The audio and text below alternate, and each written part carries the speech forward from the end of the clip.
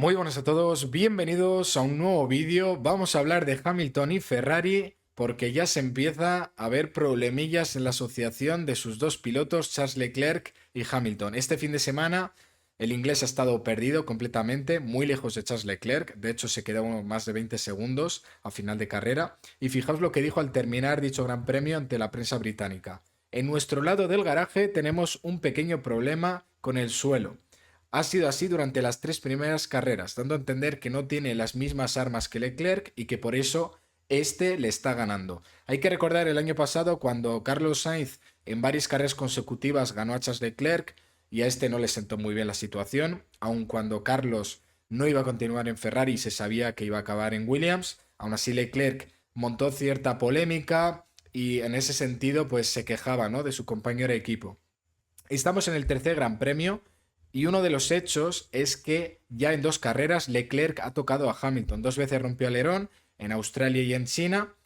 Las dos primeras carreras Hamilton más o menos se ha defendido, sobre todo en carrera. En clasificación se le ha visto pues un poco falto de ritmo. En China en la sprint consiguió la primera victoria para Ferrari, la primera pole sí que en la parte de la sprint, que no es pole como tal, como bien sabéis. Pero llega este tercer Gran Premio, Hamilton se ve perdido y suelta esta perlita. Me gustaría saber vuestra opinión, pero yo pronostico que la temporada se va a hacer larga para Ferrari y que tienen dos gallos en un gallinero y esto puede acabar mal. Porque me gustaría saber qué ocurrirá, si es que ocurre, cuando Hamilton esté delante de Leclerc, a ver qué dice Leclerc. De momento Hamilton ya estamos viendo lo que dice. Da a entender que no tiene el mismo coche y que por eso está por detrás y que espera que lo solucionen. Aún así, acabó la carrera de buen rollo, dando gracias al equipo y desde el muro le dijeron, a ti vuelve más fuerte y sigue empujando. No sabemos a quién creer. Lo que está claro es que Ferrari no va a decir si Hamilton tiene un problema o tiene un coche distinto a Charles Leclerc, pero me parece muy interesante y tengo ganas de ver cómo evoluciona el año porque estamos viendo algo inédito, ¿no? Son dos gallos, el predestinato, ¿no? Y el 7 veces campeón del mundo que aspira a ser 8 veces campeón.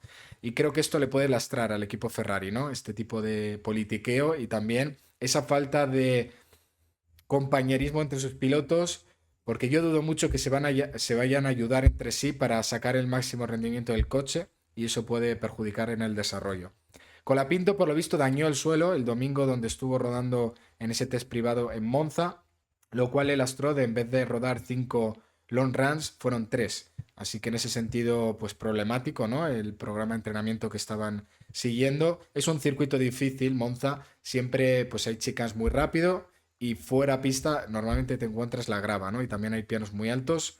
Así que tampoco sabemos cuánto de grave fue el momento en el que dañó el suelo. Por lo visto, compararon a Polaron, que también estuvo en ese test, con Franco Colapinto, 5 décimas más rápido el argentino, y por su parte en ritmo de carrera unas 7 décimas más rápido. Eso es lo que se ha filtrado, no sabemos si es cierto, pero tiene lógica. Colapinto tiene bastante más experiencia, Polaron está empezando entre comillas, y se rumorea, durante estos días tendremos la confirmación, que será Polaron el que haga los libres uno. Por lo visto, Colapinto no va a viajar a Bahrein, y yo creo que esta posibilidad de que Colapinto se suba a la Alpina antes de tiempo, dejando a Duhan fuera porque tiene problemas de salud, se ha enfriado. No lo veo probable a día de hoy, después de lo que ha salido durante pues esta tarde. Ahora os muestro más. Seguimos con lo que ha dicho Briatore en una entrevista sobre el caso Horner. La Fórmula 1 también es muy mediática. Hoy en día, si entras en un ascensor con una mujer, tienes que tener cuidado. En el tema de los abusos se ha pasado de un extremo al otro. Bueno, perfectamente este podría ser mi abuelo en la cena de Navidad. Verstappen ha comentado lo siguiente sobre Norris y su paso por la hierba en la salida del boxes. Creo que la hierba no estaba bien cortada en el lado derecho y Lando también lo vio. Así que se aseguró de que estuviera bien cortada. Un poco irónico aquí, Max. Lo que está claro es que hierba había poca y la poca que hubo se estaba quemando, ¿no? Con el paso de los coches y las chispas que iban saltando pues del suelo del coche, de los monoplazas, de lo bajo que van. Sorprendente lo de la hierba. Eso llega a pasar en el circuito de Barcelona o en cualquier otro lugar y bueno, ya estarían montando la de San Quintín, los de la FIA. En ese sentido siempre se ve la doble vara de medir. Con unos circuitos la federación es muy exigente y con otros son más tenues. Yo creo que han sido tenues con Japón, no he visto ninguna crítica. Fernando Alonso ha comentado lo siguiente sobre las mejoras. En principio este fin de semana muchos equipos van a llevar el primer paquete de mejoras. Dice que seguramente se pueda progresar. Estamos en evolución constante. Vamos a intentar de cara a Bahrein y Jeddah, pero sobre todo de cara a Miami e Imola. De hecho, en estas dos carreras se supone que llegarán las mejoras, las primeras que se diseñaron en el nuevo túnel del viento, que es donde tendremos más tiempo, refiriéndose al tiempo de desarrollo, ¿no? Así que, bueno, lo que veamos en Bahrein y Jeddah no creo que vaya a cambiar la película, sobre todo en la zona media. Viendo el calendario parece la decisión más lógica, y esta decisión es que se priorice el primer paquete de mejoras en Imola, básicamente. En cuanto al calendario, va a ser lo más óptimo, ¿no? Priorizar Imola, Miami, pero sobre todo Imola, ¿no? En Bahrein, y insisto, también en Jeddah, no van a tener un paquete gordo, no creo que marque una gran diferencia, y serán pequeñas mejoras, ¿no? Como las que vimos de Red Bull en el último Gran Premio, que sí que les vino bastante bien. Según Andrew Benson de la BBC, Mercedes es la opción más probable para Verstappen. Sí, en caso de que se vaya de Red Bull. Esto lo comenté ayer, que igual podría acabar en Aston Martin. Parecen las dos opciones más fuertes, pero según parte de la prensa británica, ahora mismo sería Mercedes. Alonso ha dicho que los puntos son tarea imposible. No deberíamos exigirnos un top 10 porque tenemos lo que tenemos y es la realidad. Yo creo que la realidad es que la zona media está muy igualada. Los puntos son muy difíciles. No creo que sea tarea imposible. En Australia se pudo. En China, Stroll no estuvo lejos y Alonso tuvo problemas de frenos. Y yo insisto, creo que en Japón, si llegan a hacer bien la estrategia, un décimo hubiera caído. Pero vamos a ver lo que se está diciendo del Aston Martin, que yo creo que aquí en Bahrein sí que van a sufrir muchísimo. En Bahrein, donde tendremos a Besti en el coche de Russell, en los libres 1, también varios pilotos más, pero vamos a seguir con un par de noticias como esta sobre los V10. Por lo visto son Red Bull y Ferrari los que insisten en volver a los V10 y en cambio pues Mercedes y Audi son los que están más en contra en el corto plazo de volver a los V10 y luego ya sabemos qué onda también. Fijaos esto lo que dice MST, por lo visto Aston Martin carece de eficiencia aerodinámica. Tienen que elegir entre velocidad punta o grip en curva. El coche es sensible al viento. Creo que estas dos cosas se confirmaron en Japón y os explico por qué. Y va relacionado con lo que dije ayer. En los libres 1, el sector más fuerte de Aston Martin, de largo, fue el primer sector y el segundo y el tercero sufrían. Pero el sábado y la carrera era al revés, donde más sufrían era en el primero. Entonces no sabemos si eso fue por el cambio del viento o por el cambio de setup. Es decir, en los libres llevaba un setup de alta carga aerodinámica que les hacía perder mucho en el segundo sector y el tercero por tema de velocidad punta, bajaron carga aerodinámica para el resto del fin de semana y perdieron ese grip en el primer sector. Esto es preocupante y va a ser difícil de solventar a lo largo de la temporada.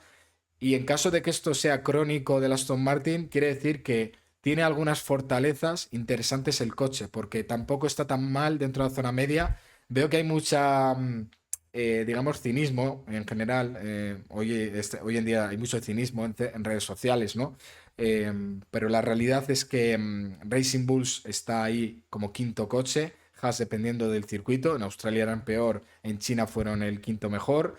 No sabemos de momento cuál es el statu quo de la zona media, pero lo que está claro es que está cambiando entre pilotos, dependiendo a quién mires. Si Ocon, por ejemplo, en Japón, pues eso, en la parte baja, o Berman en la zona de puntos, te llevas una lectura distinta del coche y también estamos viendo distintos discursos. Os voy a poner un ejemplo. De Antonelli se dice, no, no es tan rookie, ha hecho muchos kilómetros. La realidad es que tiene 18 años, en 3 carreras ya puntuado las 3, no ha cometido ningún error gordo, ha batido el récord de ser el piloto más joven a hacer la vuelta rápida y liderar un gran premio. Pero luego a la vez el discurso aquí, sobre todo en España, es que Carlos Sainz necesita tiempo de adaptación. Pero bueno, Carlos Sainz lleva ya 10 temporadas en Fórmula 1, desde mi punto de vista, y debería estar adaptado. Pero claro, Antonelli ha hecho muchos kilómetros, muchos test privados, aún teniendo 18 años, ¿eh? Entonces siempre está esta doble vara de medir y en función de qué me interese a mí decir o no, para tener yo la razón o no, pues interpreto las cosas de una manera u otra. Así que yo no voy a caer en esa trampa. La realidad es que Aston Martin a mí me parece que ha decepcionado en general y que se deberían centrar en el coche de 2026.